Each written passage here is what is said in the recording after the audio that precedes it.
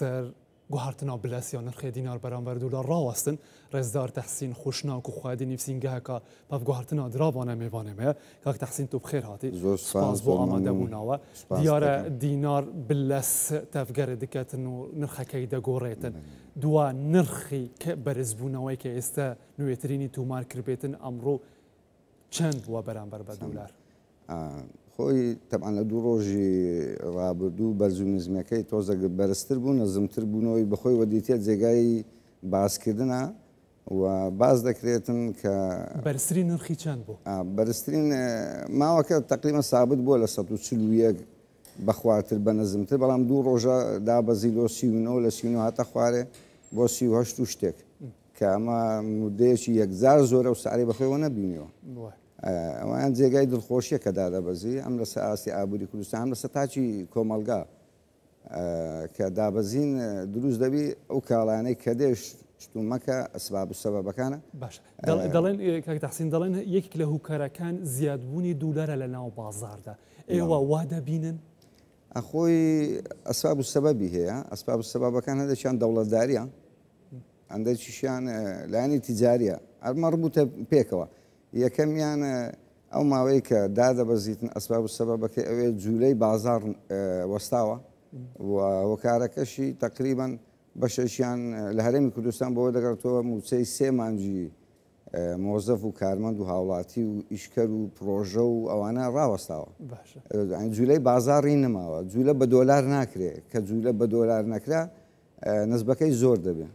بەڵام لە هەموو عێراق ئەم نرخە گۆڕدراوە و ئەو بەرزبوونەوەیە تومار کردووە بەرامبەر بە دولار خۆ لە پارێزگەکانی عێراق کێشەی موچەن نییە نەخێر لە کێشەش موچەن نییە بەڵام هەندێک ئەسباب و سەبەب کە حکوومەتی عێراق گرتی تێ بەرامبەریان سەرکەوتوو بۆ لە دابەزاندنی سعری دۆلار سعری دۆلارەکانی بانکی ئەو کارەکانی یەک لەوانە کارتێ بانکیەکان کە توانیان کۆنتترۆلی بکەن کە توانیان سپیکردنەوە و ڕشکردنی پارە ئەوە هۆکارێکی زۆر مهم بوو دووەم سەرکەوتووی لە کاری دابەزاندنی دۆلار ئەوە بوو کە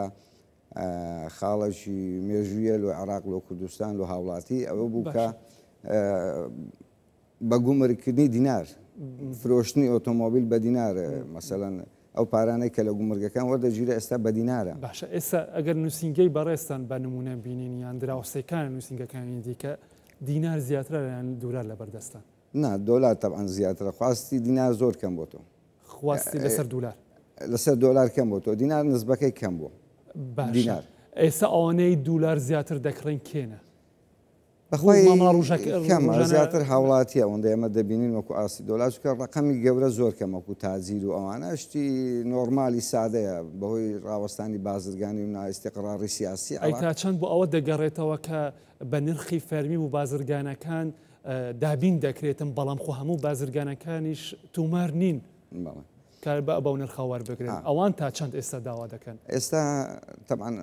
خۆی مەسائلی دۆلار و تەوزیعکردنەکان گەورەترین کێشە سپیکردنەوە و ڕەشکردنەوەیە بەحقیقەت هەر کاتێک دۆلار دابەزی بێتەوە ئاستەی کە نسبەکەی حکوومەتی ناوەندی دەیداتە هاوڵاتی خواستی تازیریش کەمتر دەبتۆ لەسەری یەک لە سەرکەوتوەکانیش ئەوە بوو کە بەرامبەر باسمان کرد گومرگ و داهات و دینار و هەتا ڕقمکردنی سیارە و ئەوانە ئەمووی بە دۆلار نماوە یەک لە سەرکەوتوترین کارەکانی ئەوەی کە دۆلار دابەزیە تا ئەو دەقیان ئەوەیە کە بە هەمان شێوە حکوومەتی عێراق بەرامبەر کارتەکان گرتێ بەرامبەر کاڵاکانیش کە بە تازی دەدرێ داوای دوو ڕێنماییان لێ دەکەن یەکەمیان ئەوەیە کە ئەو کاڵایە دێ وجودیەبی ئیسپاد وجودیەبی پاشان مودەیەکیان لە دیاری کرد لە مودە دیاریکراوە دێ بگاتە شوێنی خۆی باشە ئەوانە سەبەبن لەوەی کە خەڵکێک دەست لەو کارە هەرگری کە پێشتر بە ناوی تازیری دۆلاری پێدەدرا پاشان مەوادەکەی لە شوێنی خۆی دەفرۆشتە و وجودی کاڵاکەی نەبوو کاک تەحسین ئەوەندەی ئێوە خاوەن ئەزمونن لە ناو ئەو بازاڕەدا بازاری دراوەکاندا لە کاتێکی وەکو ئەوەی ئەم سێ چوار ڕۆژە ڕووی داوە بەرزبوونەوەیەکی بەرچاوی خێرای هەبووە بەرامبەر بە دولار چی بە دوای ئەوە دەدێ لەم حاڵەتەنەدا بەرزبوونەوەیەکی دیکەش دەبینین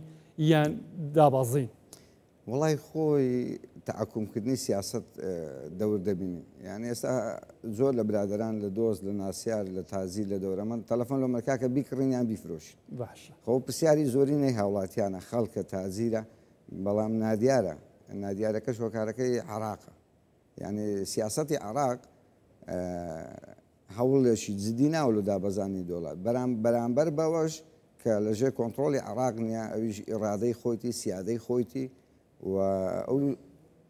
زیدیاتیانەیە کە لەلایەنی سیاسی دێتە پێش عراق ناتوانێت مسەیتەرنیە لەسەری هەڕەشەکان. باشە یەکێک لە شێوەرمەندەکانی سەرۆکوەزیری عێراق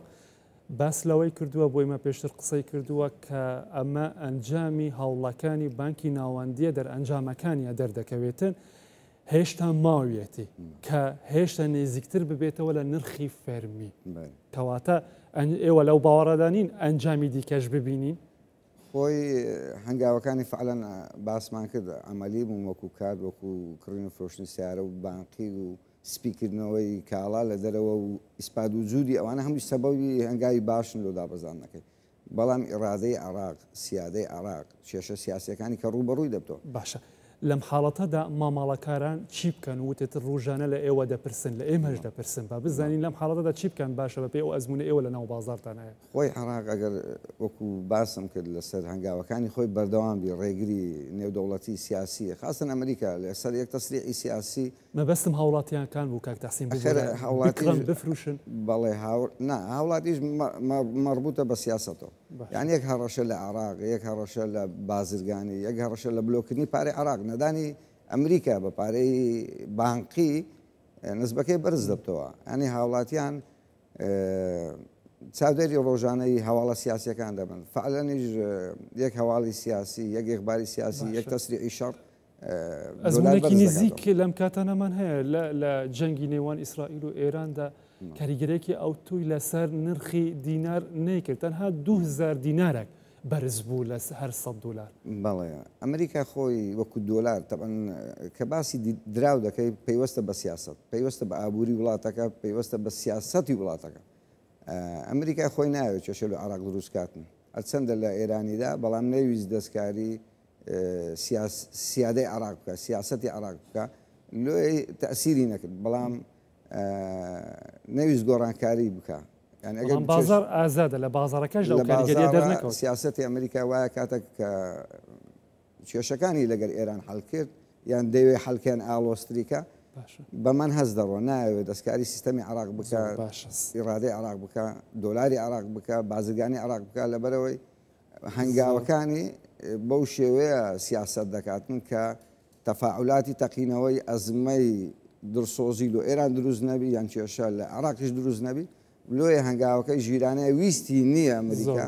کە دەستکاری دۆلار بکرێت. زۆر سپاس